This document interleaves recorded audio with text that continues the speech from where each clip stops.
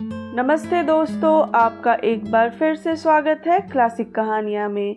यदि आपको यह कहानी अच्छी लगे तो इसे लाइक करें और चैनल को सब्सक्राइब करें। आज मैं आपको एक कहानी सुनाने जा रही हूँ जिसका शीर्षक है योग्यता और मेहनत।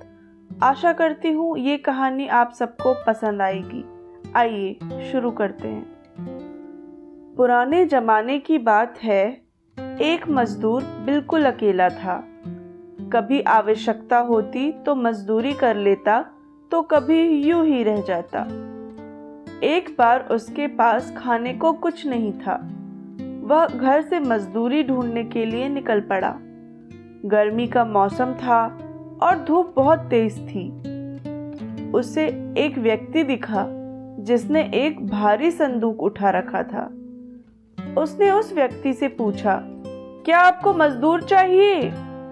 उस व्यक्ति को मजदूर की आवश्यकता भी थी, इसलिए उसने संदूक मजदूर को उठाने के लिए दे दिया।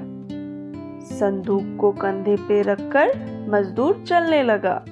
गरीबी के कारण उसके पैरों में जूते नहीं थे। सड़क की जलन से बचने के लिए कभी कभी वह किसी पेड़ की छाया में थोड़ी देर खड़ा हो जाता था।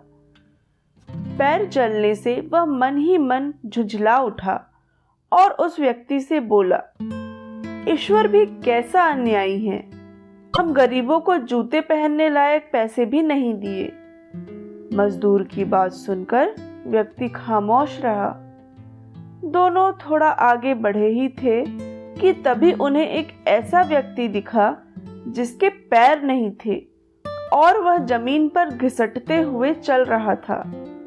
यह देखकर वह व्यक्ति मजदूर से बोला, तुम्हारे पास तो जूते नहीं हैं, परंतु इसके तो पैर ही नहीं हैं। जितना कष्ट तुम्हें हो रहा है उससे कहीं अधिक कष्ट इस समय इस व्यक्ति को हो रहा होगा। तुमसे भी छोटे और दुखी लोग संसार में हैं। तुम्हें जूते चाहिए तो अधिक मेहनत करो। हिम्मत हारकर ईश्वर को दोष देने की जरूरत नहीं है। ईश्वर ने नकद पैसे तो आज तक किसी को भी नहीं दिए, परंतु मौके सभी को बराबर दिए हैं। उस व्यक्ति की बातों का मजदूर पर गहरा असर हुआ।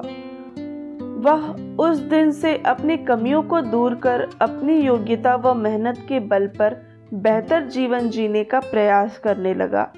इसलिए तो कहते हैं, हमें जो मिला है हमारे भाग्य से ज्यादा मिला है। यदि आपके पाँव में जूते नहीं हैं तो अफसोस मत कीजिए, क्योंकि दुनिया में कई लोगों के पास तो पाँव ही नहीं है। तो ये थी आज की कहानी। यदि आप चाहते हैं कि मैं आपकी कहानी इस चैनल पर सुनाऊं तो मुझे अपनी कहानी भेजें। अपनी कहानी मुझ तक भेजने के लिए नीचे डिस्क्रिप्शन बॉक्स में दिए गए लिंक पर क्लिक करें। धन्यवाद।